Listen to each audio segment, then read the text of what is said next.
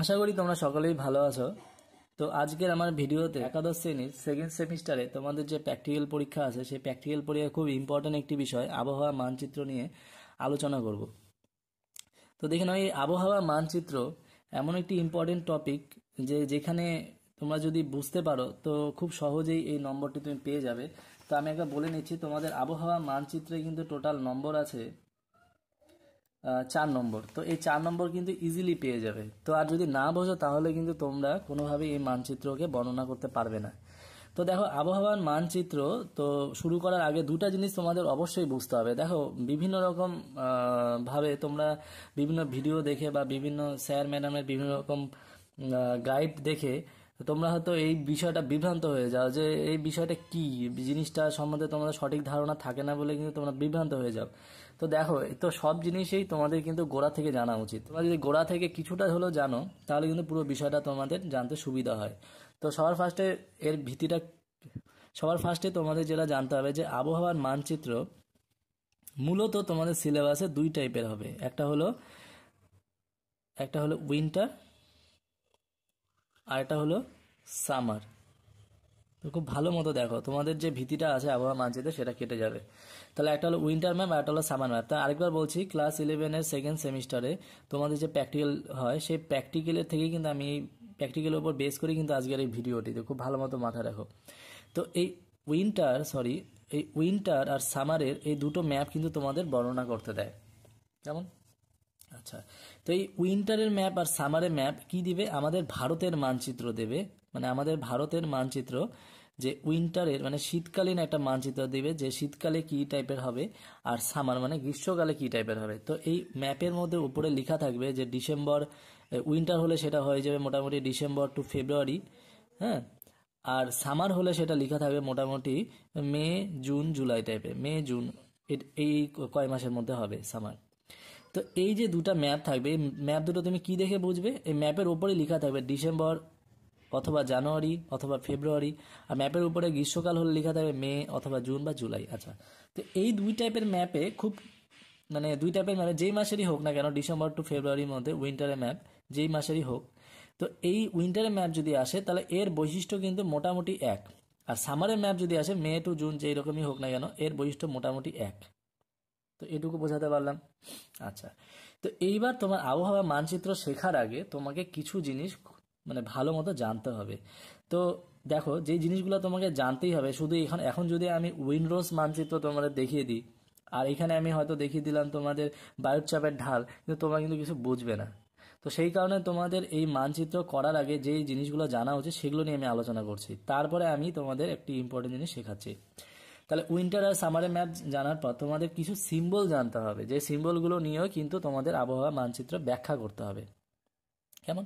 তো কি কি সিম্বল তোমাদের জানতে হবে? মোটামুটি জানতে হবে তোমাদের বায়ু প্রকৃতির বা বায়ুর প্রকৃতি অথবা বায়ু প্রবাহ, বায়ু প্রবাহের সিম্বল জানতে হবে। আরেকটা সিম্বল জানতে হবে তোমাদের, সেটা হলো বিভিন্ন রকম মেঘাচ্ছন্নতার কন্ডিশন, মেঘাচ্ছন্নতার সিম্বল।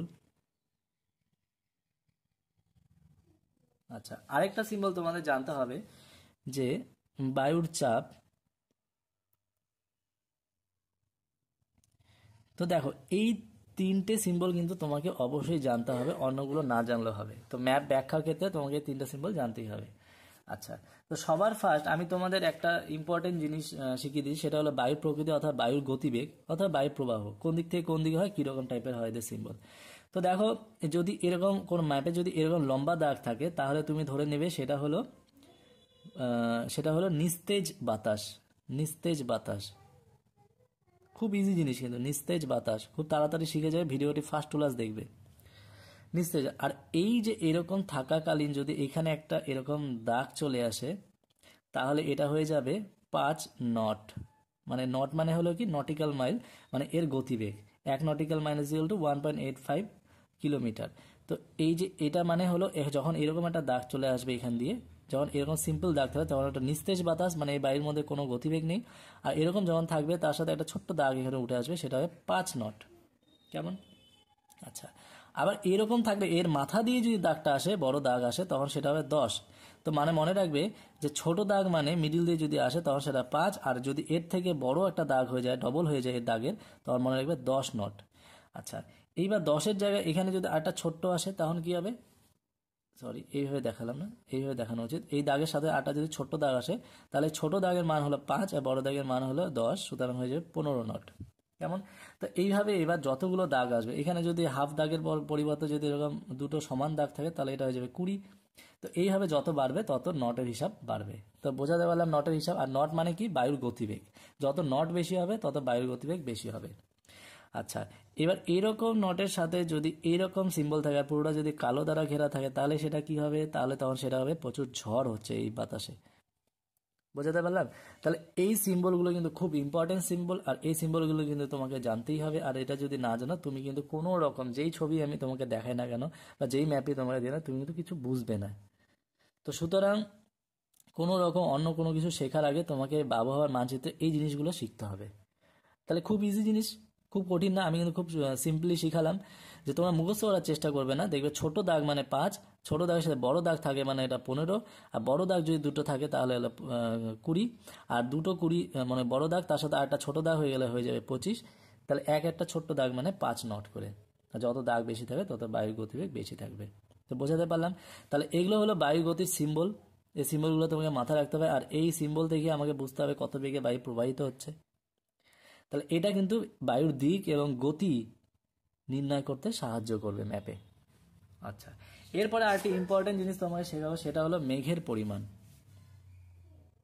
মানে মেঘাচ্ছন্নতা। যেটা আমি লিখলাম মেঘের পরিমাণ মানে আকাশে দিকে যদি তুমি তাকাও, তাহলে আকাশে কোনো সময় কি পুরো মেঘ পরিষ্কার আকাশ থাকে, আবার কোনো সময় পুরো কালো মেঘ দ্বারা ঢাকা থাকে।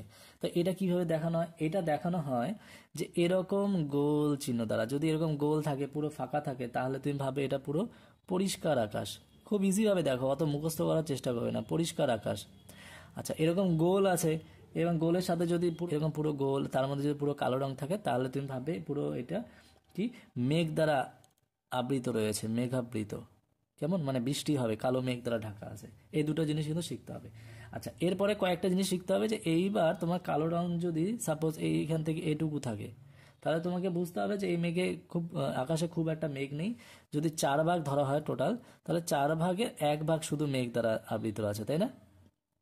কি তাই তো? এখানে টোটাল 4 ভাগে ভাগ করে নিল, 1 ভাগ শুধু মেঘ দ্বারা আবৃত, তার মানে মেঘ কম আছে, কালো মেঘ।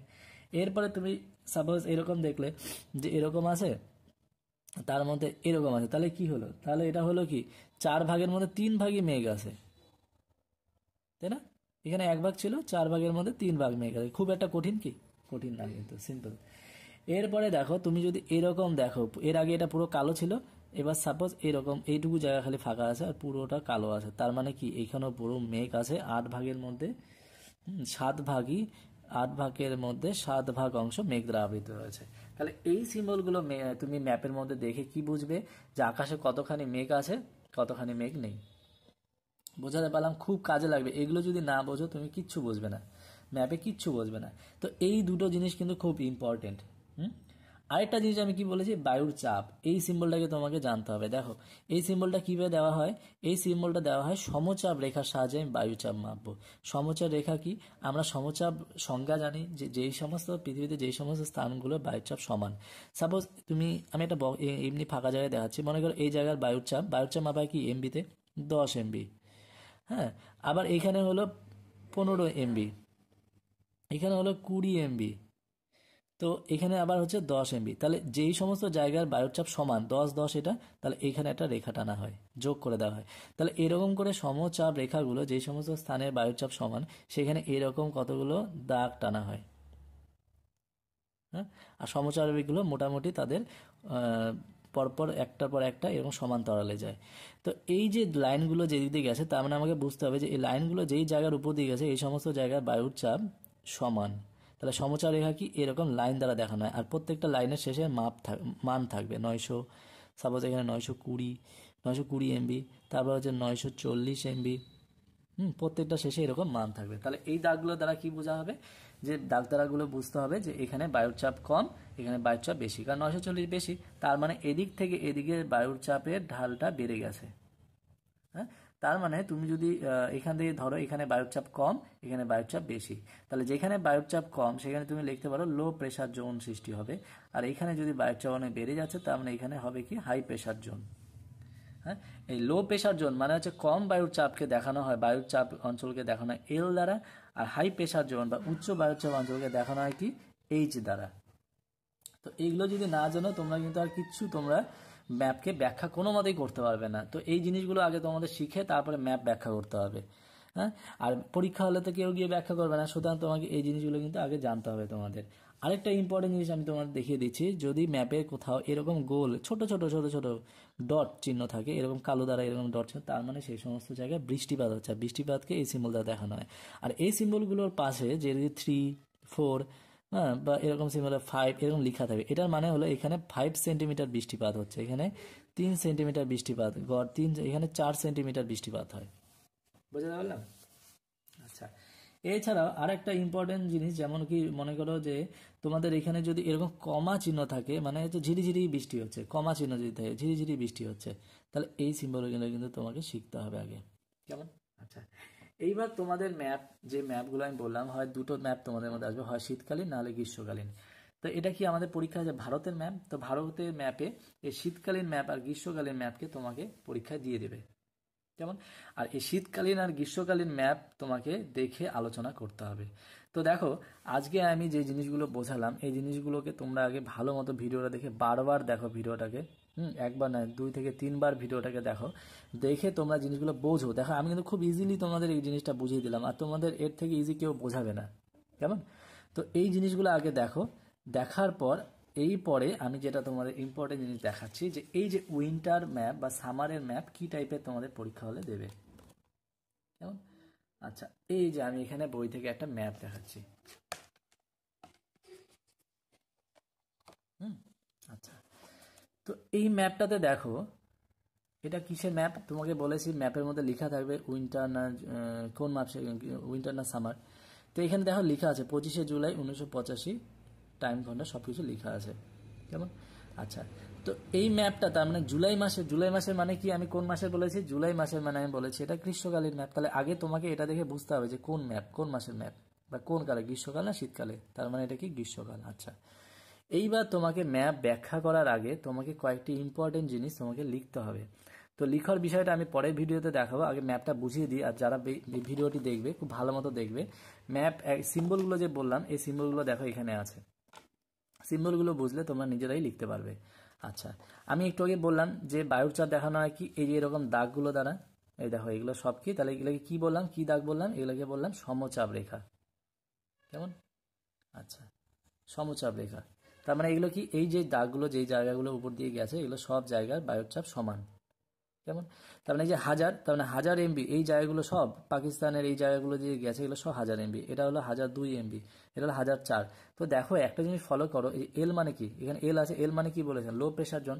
তার মানে আমাদের ভারতের উত্তর পশ্চিমে পাকিস্তানের পাশে এখানে কি লো প্রেশার জোন সৃষ্টি হয়েছে বা নিম্নচাপ অঞ্চল। আর 1000 থেকে নিচের দিকে দেখো বায়ুর চাপ বেড়েছে 4, 6, 8, 10, তার মানে বায়ুর চাপ নিম্নচাপ থেকে এইদিকে উচ্চচাপ হয়েছে সমুদ্রের দিকে। কেমন? আচ্ছা, তো এইবার আমি কি বলেছিলাম, এইচ লেখা থাকবে, এইচ মানে কি হাই প্রেশার জোন। তার মানে গ্রীষ্মকালের যে এই গরমকালের বা গ্রীষ্মকালের যে ম্যাপ তোমাকে দেওয়া হবে তার লো প্রেশার জোন পাকিস্তানের আশপাশে থাকবে, আর হাই প্রেশার জোন এখানে থাকবে মানে সমুদ্রে। তাহলে এখানে বায়ুর চাপ বেড়ে গেছে অটোমেটিক। তাহলে এই রেখাগুলো তোমাকে কি ব্যাখ্যা করলো, সমচাপ রেখা, মানে বায়ুর চাপ কোথায় কীরকম আছে, এই রকমই সেম ম্যাপ দেবে। আচ্ছা, এটা গেল, এটা দেখে তুমি বায়ুর চাপ নিয়ে বিভিন্ন রকম বর্ণনাগুলো আমি বললাম পরে আলোচনা করব।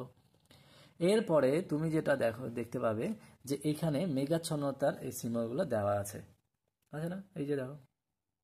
এইবার তুমি কি করে বুঝবে কোথায় কি রকম হচ্ছে মেঘ রয়েছে, এই যে দেখো এই যে এই সাইডগুলোতে অনেক কালো কালো গোল রয়েছে, মানে পুরো মেঘ দ্বারা আবৃত। এটার মানে হলো এই জায়গাগুলোতে প্রচুর পরিমাণ কালো মেঘ আছে আর প্রচুর বৃষ্টিপাতও হচ্ছে। বৃষ্টিপাতের সিম্বল আমি কি বলেছিলাম, এই যে এখানে ছোট্ট ডট গোল, এখানে ছোট্ট ডট গোল, এখানে 3, 2, 7 লেখা আছে, তার মানে 7 সেন্টিমিটার বৃষ্টিপাত হচ্ছে, 3 সেন্টিমিটার, 2 সেন্টিমিটার। তো ম্যাপ বুঝতে শেখা হবে। তো বোঝার জন্য যে জিনিসগুলো আমি আগে বললাম এগুলো এবার কাজে লাগছে। এবার পুরো ম্যাপে দেখো এরকম আছে, পুরো কালো মেঘ দ্বারা আবৃত, তার মানে এখানে প্রচুর বৃষ্টিপাত হচ্ছে, এখানেও সেম, এগুলো তো দেখো প্রচুর বৃষ্টিপাত হচ্ছে। তার মানে এটা গেলে কি, তার মানে তুমি এখানে ম্যাপ দেখে বুঝতে পারছো যে এখানে প্রচুর বৃষ্টিপাত হচ্ছে, মেঘ দ্বারা আবৃত, আর এখানে দেখো ক্লিয়ার স্কাই মানে পরিষ্কার আকাশ। কেমন? আচ্ছা, আবার এখানে কি রয়েছে, হাফ মেঘ রয়েছে, তার মানে হাফ, 2 ভাগের 1 অংশ মেঘ রয়েছে, 1 অংশ ফাঁকা রয়েছে, তার মানে এখানে বৃষ্টিপাতের চান্স একটু কম রয়েছে, এখানে আরো কম। এখানে 4 ভাগ মেঘ দ্বারা আবৃত, 1 ভাগ শুধু পরিষ্কার। আচ্ছা, এইবার আমি একটু আগে তোমাদের বললাম যে এই দাগগুলোকে, মানে এই যে এই দাগগুলোকে, তাই না, এই যে দাগগুলো রয়েছে, এই দাগগুলো কি, এই দাগগুলো আমি বললাম যে বায়ুর গতি প্রকৃতি বা বায়ুর গতিবেগ সম্পর্কে দেখায় এবং গতির দিকও দেখায়। তো এখানে দেখো একটা বড় দাগ, একটা ছোট্ট ছোট্ট দাগ, তার মানে 15 নট আছে। এখানে দেখো দুটো, একটা বড় একটা ছোট, 15 নট এইরকম দাগ আছে, তার মানে এটার মানে এখানে সমুদ্রে প্রবল স্রোত বইছে, এদিক থেকে এদিকে স্রোত বইছে। আচ্ছা, এইবার এখানে একটা তোমার প্রশ্ন হতে পারে যে এই যে এগুলো তো আমি বুঝলাম যে এখানে, এই যেমন এখানে একটা দাগ আছে, তার মানে এখানে হচ্ছে নিস্তেজ বায়ু আছে, এখানে হচ্ছে ছোট্ট দাগ আছে, তার মানে 5 নট, এখানে এটা হলো মাথায় দাগ, তার মানে 10 নট, তার মানে বায়ু কিন্তু গতিবেগ এইদিকে বেশি। এদিকে গুলো দেখো শুধু একটা দাগ 5 বা নিস্তেজ বায়ু এরকম আছে, এদিকে কিন্তু গতিবেগ পরিমাণ বেশি। এবার বলতে পারো যে বায়ু কোন দিক থেকে কোন দিকে যাচ্ছে, মানে পশ্চিম থেকে পূর্বে না পূর্ব থেকে পশ্চিম আছে, এটা কি দেখে বুঝবো? এটা বুঝবো এই যে দেখো, এটার মুখ যেদিকে থাকবে, মানে দাগটা এদিক থেকে এদিকে আসে, তাহলে বায়ু এদিক থেকে এদিকে যাচ্ছে। কেমন, আরেকবার দেখিয়ে দিচ্ছি। তো এরকম দেখো, এখানে ফাঁকা হাতে দেখাচ্ছি, এরকম গোল আছে, এটা পুরো মনে করো মেঘ দ্বারা আবৃত, দাগটা এইদিকে আছে।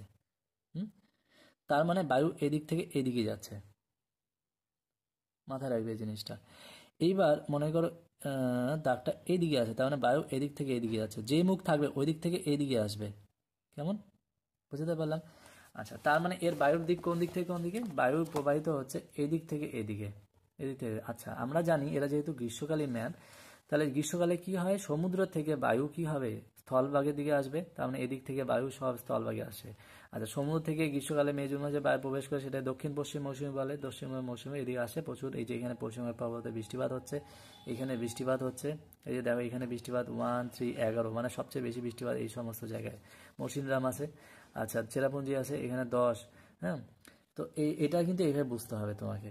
তার মানে কি, এদিক থেকে এদিকে, আবার দেখো বায়ু কিন্তু এই যে এদিক থেকে এইগুলো আসে খুব কম, এদিক থেকে বায়ু আসে কম, কারণ লো প্রেশার থেকে এদিকে বায়ু আসে না, বায়ু আসে কি উচ্চ চাপ থেকে নিম্নচাপের দিকে বায়ু যায়, তার মানে এদিক থেকে বায়ু এদিকে যাচ্ছে।